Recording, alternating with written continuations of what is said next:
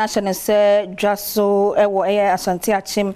South importem ho ene de eniji aba ho ne say wo makati so dombe esi astroturf say wonim say Ghana kasa no yankasa ye infrastructures no enye papa nti ebomodi ase wo mbesi mo na shortcut ya wo makati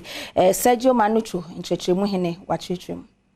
emna shebedwani owo Asante Akyem South onunyamfo kwaku Asante boaten ene de animu a ode asoso ebofom sene be ya astroturf shen ya omde be boso awon patemu ho no Ghana Gas Company etechirenti ebe ya kra behwe na mebu na ho no ate ho mfaso na we ya nchekura bosumi nsia ntemu no na ye krado Western Colano especially omo di 12 14 15 omo bebo omo ani akoho na